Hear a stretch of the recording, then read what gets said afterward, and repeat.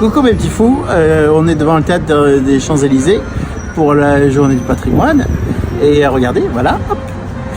Et on va visiter tout le théâtre, on va se promener, on va prendre des photos et puis on va tout vous raconter. Voilà, à plus.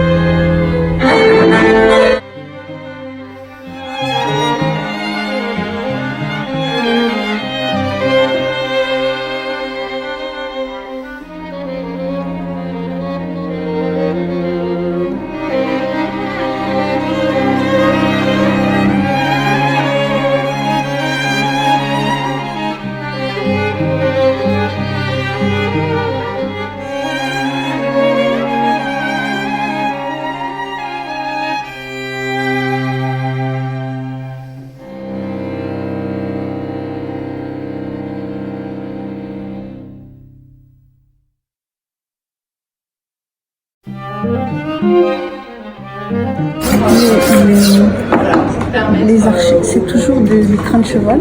C'est toujours du crin de cheval. Toujours. Et comment on arrive à avoir des crins de chevaux de cette longueur-là? Parce qu'ils n'ont pas toujours des crémiers dans Alors c'est uniquement par tri. C'est des chevaux blancs, certaines races.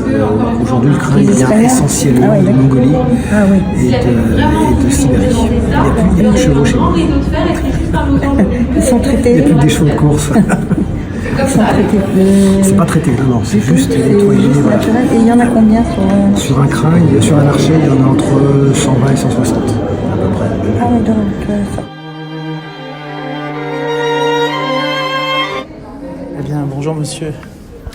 Bonjour. Donc vous êtes luthier, c'est ça? Alors moi je suis luthier, mais aujourd'hui je me consacre exclusivement à la reconstitution d'archers historiques. Ah oui. Donc archetier en fait. Mais à l'époque, des archers d'une époque où le métier n'était pas encore inventé. Enfin, c'était des accessoires qui allaient avec les instruments. Qu'est-ce que c'est le terme luthier exactement? Le luthier, aujourd'hui c'est celui qui fabrique le violon, mais enfin ça vient du luth, donc, parce que les premiers luthiers étaient des facteurs de luth qui venaient des montagnes de Fucène et puis qui sont arrivés en Italie au XVIe, XVIIe siècle. Voilà, c'est pour ça que ça vient de ce mot-là, mais sinon il est partagé aussi par les facteurs de guitare ou par d'autres. Disons qu'aujourd'hui, on entend plus par luthier celui qui s'occupe des instruments qu'en frotter. Alors l'instrument là que je vois, c'est un archet. Alors ça, c'est l'archet, c'est ce qui permet de frotter justement cet instrument. Et le larcher est donc fabriqué aussi par le luthier ou c'est deux arts différents? Aujourd'hui, l'archet est fabriqué par un archetier, c'est un métier tout à fait à part, enfin tout à fait à part, avec des techniques différentes.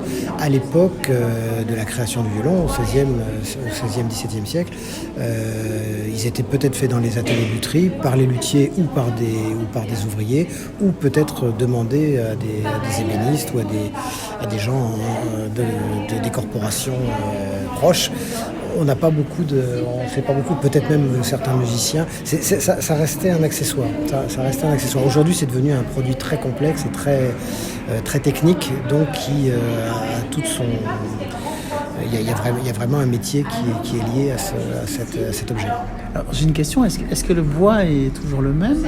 Est-ce que c'est toujours le type de bois? Alors le bois, c'est du pernambouc depuis on va dire, le début du 19e siècle. Ah oui. Et exclusivement du pernambouc. Et on en pour les bons archers aujourd'hui. Et on en trouve, mais c'est un bois qui pose problème puisqu'en fait il n'est plus autorisé à l'exportation au Brésil. Donc c'est une ressource qui est entièrement contrôlée, limitée. Et pour l'instant, on est en train de travailler sur la sauvegarde de ce bois, sur des replantations. Mais pour l'instant, le marché est bloqué. Je vous remercie beaucoup.